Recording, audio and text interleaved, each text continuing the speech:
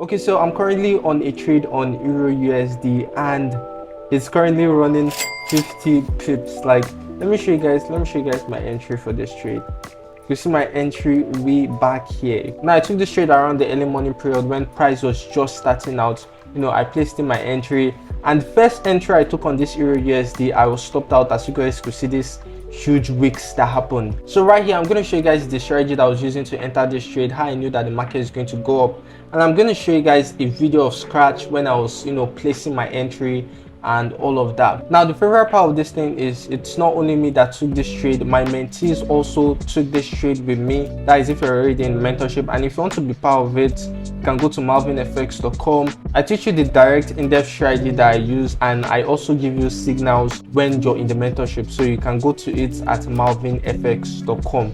Now let me show you guys how I was able to get my entry. Now as you can see right here, there are two moving averages right here. Now this blue moving average you're seeing right here is the 9 moving average, and this one right here is the 25 moving average. So I use the 9 and the 25 moving average to get both of my entries. Now a simple explanation of how this moving average work is, whenever I see price above the moving averages, it signifies a buy, and whenever I see price below the moving averages, it signifies a sell. The 9 moving average is to show me that the trend is intact, the trend is active. Now let's look at this point. Price was above the moving average, and at this point you can see that price was going below the moving average.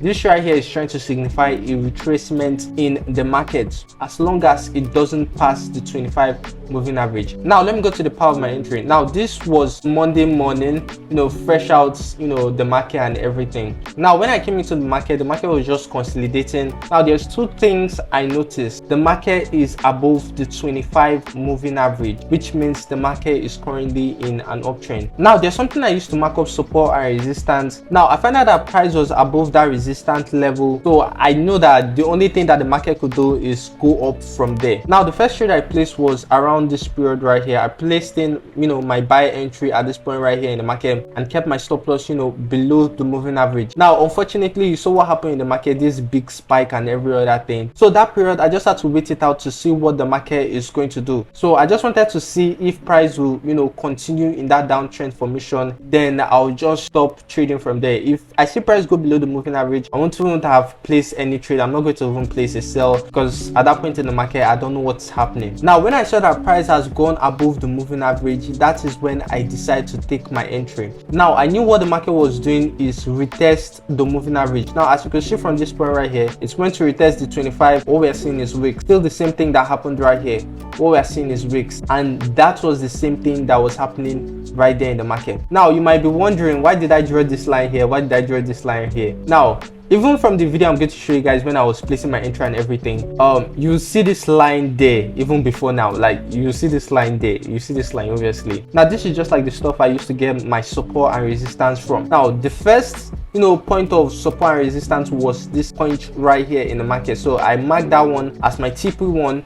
So if I see price reacting weirdly off of it, I'll just close my trade at this point. And I also place this point as my TP2 because this is actually a point of key level. So if I see price going below like this line moving average, I'll just close my trade right there. And that's why I'm currently holding my trade to this period right here. Okay, so this right here is the recording of the Euro USD trade that I took. So you can see right here when everything was just starting out, first thing I saw was price above the moving averages. I think I need to pause this. First thing I saw was price above the moving averages, price above the 25 and price above the 9. So that's how I have to take it. And you could see I marked these lines here. I told you guys the reason why I marked this line, because these are point of support and resistance in the market, point of key level. I had to mark that in. I had to place in my trade, and I think this moment, this was just everything. This moment is when I was placing in my buys for Euro USD.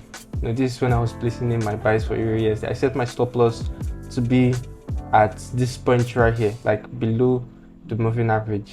So yeah, everything was starting out. So yeah, I kept my stop loss. I decided to keep my stop loss at this point because few pips are below the moving averages and every of those things. And unfortunately, as you guys saw, price went ahead and hit my stop loss. Price just did this spike thing and hit my stop loss. When everything like this just happened, I found out that price was I found out that price was still about to go up, so I went ahead and placing the buys again in the market. So that's how the market can be sometimes. Sometimes the market hit your stop loss and go in your direction again. So that was what happened. I placed in my trade right there.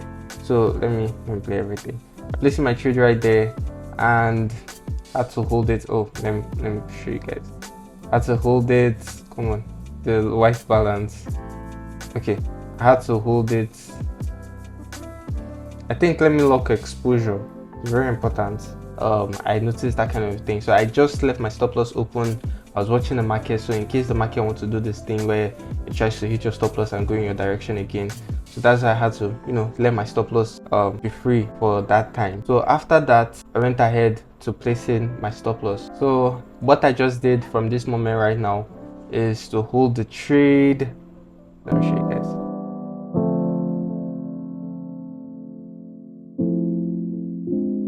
This is where we're at now. Although I'm seeing price go below the moving average. This is, by the way, this is 1026. So I'll just go ahead and close everything. Just go ahead and close in everything. Oh gosh.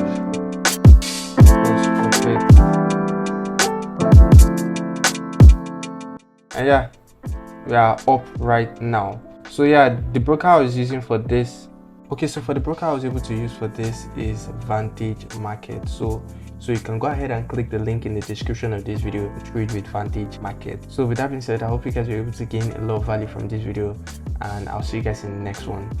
Peace out.